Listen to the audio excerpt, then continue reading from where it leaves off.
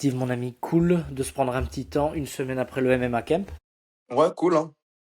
Tu t'es déjà entraîné, tu m'as dit. Bon, bah trop bien. Qu'est-ce que t'as fait ce matin?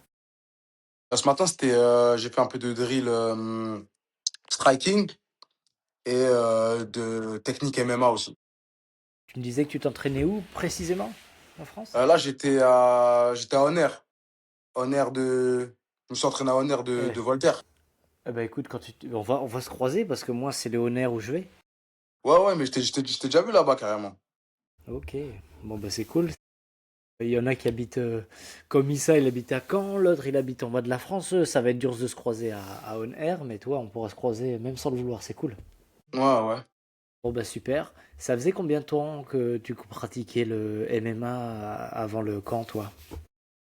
Moi, ça fait déjà 5 ans maintenant. Ça fait 5 ans. C'était une moyenne où les gens ils étaient plus entre 0 et 2 ans à ce stage-là. Habituellement, c'est un peu plus des gens qui ont aussi ton degré d'étude, je dirais. Et tu t'entraînes où et à quelle fréquence, à part le on air? Je m'entraîne à la Cut Team à Aulnay et je m'entraîne du lundi au vendredi.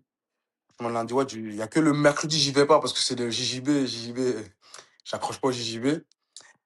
Mais sinon, lundi, mardi, jeudi, vendredi et le samedi, sparring. Ça veut dire, je suis là-bas, ouais, cinq fois par semaine. Et avec des objectifs de combat qui te viennent depuis combien de temps là?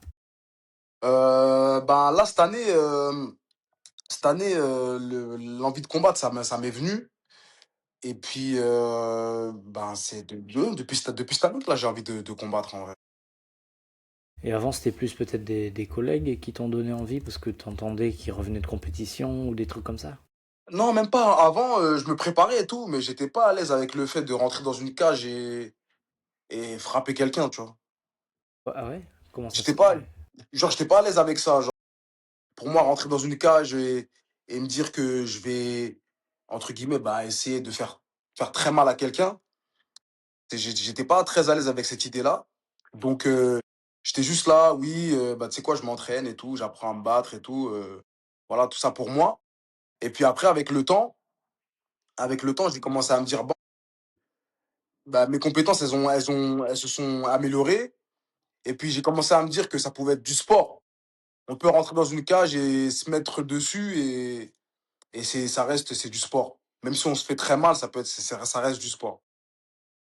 Ah, c'est rigolo, toi tu l'as eu t'as fait l'inverse de moi, c'est-à-dire moi je suis venu, j'y suis tombé tout petit, un peu comme Obélix dans la potion, et en fait j'ai jamais vu que, bien sûr je sais que c'est brutal, bien sûr que c'est brutal, tu vois, mais je me le suis pas dû parce que j'ai commencé tout petit et j'ai été tout de suite conditionné, tu vois, par mon père notamment, les entraîneurs, etc. Toi c'était l'inverse, tu es venu plus tard, déjà parce que tu m'as dit que tu venais du sport collectif. Et après, tout doucement, tu as vu que c'était un art, une science, un langage, et là, tu t'es dit, bon, ben là, on va aller mesurer ça, ça n'a rien à voir avec la bagarre, surtout quand tu arrives en combat où tu signes un contrat et que tu t'engages à suivre une centaine de règles, quoi. Donc, Mm. trop bien, donc ça t'a chauffé petit à petit, jusqu'à avoir un objectif de combat, et suite à ça, c'est souvent ce qui arrive, les gens, quand ils ont un objectif de combat, ils cherchent à s'améliorer, ils cherchent à regarder sur les côtés s'ils n'ont pas d'autres manières aussi de progresser.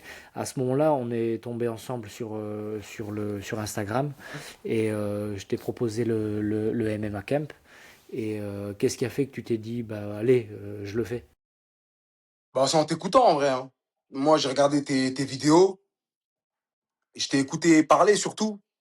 Parce que j'ai pas trop regardé tes combats ou quoi, mais c'est vraiment en t'écoutant, je me suis dit, eh, le mec, il maîtrise son sujet. Il m'a l'air en tout cas de maîtriser son sujet. Il m'a l'air de savoir de quoi il parle. Même si t'es plus à l'UFC, t'étais à l'UFC il y a des années. Ouais. Donc, tu as combattu au plus haut niveau mondial.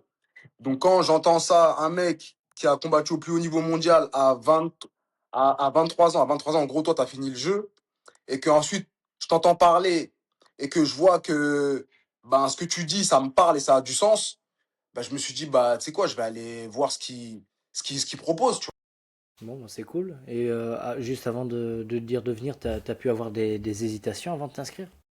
Non, non, aucune, hein, franchement aucune, hein. J'ai regardé tes vidéos et j'ai dit: «Eh, bon, j'ai la possibilité de le faire, donc je vais le faire». Ok. Et donc, par rapport à ça, toi, tu cherchais, qu'est-ce que tu cherchais à améliorer en venant? Déjà moi, là, c'est en septembre que je vais me lancer dans la compétition, donc j'avais envie d'avoir l'avis d'un expert, hein, parce que moi je te vois en tant qu'expert. Je me suis dit, «Il me faut l'avis d'un expert, pour savoir où j'en suis». C'est pour ça que je suis venu à ce camp. Je me suis dit: «Il va avoir un peu un œil sur moi, il va pouvoir me dire un peu sur quoi je peux travailler ou ce qu'il pense de moi et avant que je puisse me lancer, bah, dans la compétition». Ok, ok, ok, je comprends. Et donc, il y a un moment. Ok, bah, on n'a qu'à parler du stage, parce que là, c'est déjà très clair en ce qui concerne ton background. Qu'est-ce qui t'a marqué, on va dire enfin, est-ce que déjà tu t'attendais à quelque chose en particulier quand t'es arrivé? Non, moi c'était vraiment une expérience. C'était vraiment une expérience, c'était la première fois que je faisais un camp et je me suis dit: «Bah, c'est quoi ça?» Parce que les gens ils parlent de camp et tout et cetera. Bon, vas-y, tu sais quoi? C'est quoi un camp? J'ai jamais fait de camp, voyons voir ce que c'est, tu D'accord, bah écoute, moi la particularité que, enfin ta particularité, je dirais, c'est que j'ai vu quand tu, en fait, ça me marque en termes presque physiques là, c'est-à-dire quand on a tourné ensemble, tout dans ton corps, il est dur et presque blessant. Tout est dur et c'est bien parce que j'ai lutté avec un lutteur qui s'appelait Patrick Williams à l'époque, il était pareil, c'est-à-dire que t'essayais de le frapper ou de le saisir, c'était toi qui te faisais mal. OK, C'est d'accord. OK. marrant, hein. OK, d'accord. C'est bien. Tu as une densité de muscles et osseuse qui est largement au-dessus de la moyenne, donc ça c'est cool. Ça veut dire que tu es déjà prêt. Moi, de toute façon, je te l'ai dit, hein, t'es prêt pour ton combat. Après, advienne que pourra, mais au moins tu es prêt et d'y aller avec les armes. Donc ça c'est cool, tu vois. Tu auras quelqu'un qui, ton entraîneur, va t'accompagner au combat. Ouais, Ça ouais. c'est bien, c'est bien. Bah ouais. Ok. Donc on t'est arrivé dans le camp, bon c'est très jeune, hein, c'était il y a une semaine. Et qu'est-ce que tu dirais qui t'a le plus marqué si tu te souviens de quelque chose? Qu'est-ce qui m'a le plus marqué? En fait, pendant le camp, j'étais en train d'étudier la méthode. J'étais en train d'étudier la méthode que tu nous enseignais. J'étais en train d'étudier la manière dont tu nous enseignais. Et j'étais en train de réaliser que bah, la manière dont tu nous enseignais, c'est une méthode que moi j'utilise. Tu vois, beaucoup de drills, et puis après la mise en application, etc. Beaucoup de techniques. Et donc, je me suis dit que ma manière de travailler était la bonne pour pouvoir ben, progresser, tu vois. Et c'est ça que j'ai apprécié. Ouais. Parce que au quotidien, il y a un entraînement que tu fais tout seul. Et est-ce que tu le fais tout seul ou c'est quelqu'un qui te dit de faire telle ou telle chose, par exemple? Oh non, je fais tout seul. Ouais, je fais les trucs tout seul et tout. Je sais que les drills, j'essaie de driller, de répéter, ça peut te permettre de progresser. Donc, c'est ce que je fais la plupart du temps. Je fais beaucoup de sacs. Donc, voilà. Et puis, quand je t'écoutais parler, je me disais, ah, ben, c'est ce que je fais, c'est ce que je fais. Donc, ça me rassurait dans ma méthode de travail, tu Par exemple, un entraînement comme ce matin, c'est quoi les temps de récup, les temps d'intensité? Est-ce que c'est du physique au sac ou est-ce que c'est du, par exemple, du volume au sac, c'est fort longtemps ou alors à un moment donné tu t'arrêtes, tu fais plus de la vitesse, du shadow, comment tu structures? vois. Ça dépend, hein. Franchement, ce matin, on était deux. On était deux, donc c'est du travail à deux. Donc là, c'était beaucoup de drills, de répétitions sur des formats de 3 minutes. On est parti sur des formats de 3 minutes au début. Et puis après, on est parti sur des formats de 5 minutes en MMA. On a fait ça. Ce matin, on n'a pas fait de thème. Mais là, j'ai commencé à implémenter aussi des thèmes, comme on avait fait Ouais, dans le camp. Même aux entraînements, maintenant, j'essaie d'implémenter des thèmes dans mes séances d'entraînement. bien. Et Ouais. bon, bah super, s'il y a eu cette confirmation pour toi, là tu vas continuer. C'est ouvert ton club pendant l'été, peut-être pas? Si, si, il est ouvert, ouais. Bon, bah ça C'est c'est bien, tu peux à la fois cumuler ta vie perso, ton travail, la vie au club, donc en collectif, et puis à on air le matin, je trouve que c'est une bonne chose, de toute façon, pour garder le rythme. C'est-à-dire que tu vas entamer septembre, tu vas déjà être prêt, donc ça c'est good. Et qu'est-ce qu'a rajouté le camp que tu n'avais pas encore installé, toi, dans ton quotidien et ton entraînement au quotidien, je veux dire? Bah franchement, tu vois, c'est la plateforme. Tu la plateforme là, ça je l'ai implémenté Ouais. et ça fait une grosse différence. Ça fait vraiment une différence. La préparation d'attaque, et en haut, en bas, le jab, tu vois, en haut, en bas, etc. Ça, comme moi, je suis quelqu'un qui va beaucoup à la lutte, bah, j'ai remarqué qu'avec mes adversaires, déjà, bah, ça les freeze. Tu vois, ils se disent, ah ouais, est-ce qu'il va descendre? Ça veut dire qu'eux-mêmes, ils ont du mal à attaquer. Même moi, ça me permet de placer des attaques ou même d'empêcher d'attaquer les adversaires. Et ça, c'est quelque chose que bah, je suis en train d'implémenter et qui est très bon. Écoute, c'est super que tu dises ça parce que la plateforme, c'est ce qui sort le plus.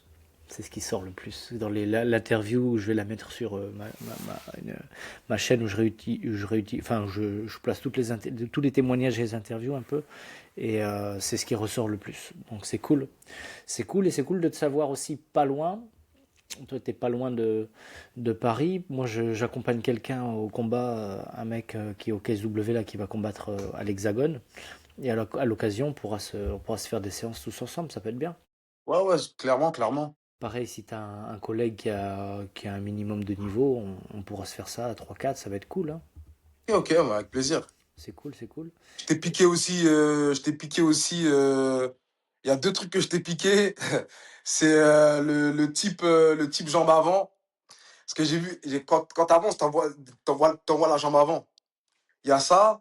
Et le coup de genou quand Au qu'un foie. un adversaire, le coup de genou au foie quand la personne avance vers l'avant.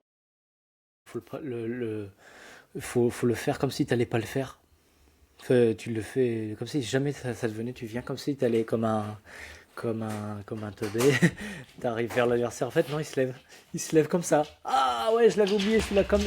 Je savais pas. Hmm. Ouais, c'est un peu l'idée. C'est cool. Et ok. Et qu'est-ce que tu dirais, par exemple, si tu devais résumer le MMA Camp en quelques mots?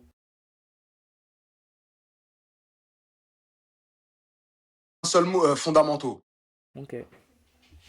Fondamentaux et simples. Parce que moi, ce que j'ai bien aimé, c'est que les techniques, c'est qu'en fait, on est passé sur tous les aspects. On est passé sur le strike, on est passé sur le grap un petit peu, on est passé sur la lutte, on est passé sur la cage. Et à chaque fois, on avait toujours un moyen d'attaque, un moyen de défense. Pendant le camp, tu nous as montré aussi comment sortir des situations les plus reloues, tu vois. Et je me dis que ça, c'est une base bah, pour tout pratiquant, tout pratiquant débutant. Cette base-là, elle est super importante. Voilà, déjà, comment survivre dans une cage avec des éléments basiques. Voilà, c'est des éléments qui sont simples à intégrer, qui ne demandent pas beaucoup d'énergie, justement, en plus. Donc, c'est ça qui est intéressant. Et justement, tu étais familier avec le terme drillers make killers avant ce stage? Ouais, ouais, ouais, j'ai entendu TJ C'est Dillashaw en ça. parler. C'est ça, ouais. Ouais, c'est très américain ça. Ouais. Ouais, Bon bah super, tu vois, c'est si eux ils le disent, tu vois. Et ok, super d'avoir ton retour en tout cas, Steve. Moi je sais que tu plaisir. vas, tu vas, tu vas combattre bientôt et je vais suivre ça. Si c'est pas loin à Paris ou aux alentours, je viendrai voir. Et par exemple, qu'est-ce que tu dirais à quelqu'un qui hésite à s'inscrire au camp? Franchement, quelqu'un qui hésite si tu sens que, à travers les vidéos de Tom, si tu sens que Tom t'apporte de la valeur et que tu as les moyens de pouvoir faire ce camp, fais-le, tu Bien. vois. Bah écoute, bonne manière de conclure. Et puis nous, c'est pas une fin, c'est une suite. Je te recontacterai pour qu'on puisse s'entraîner à Honor. Ok, ça marche. Merci beaucoup pour ton temps. Avec plaisir.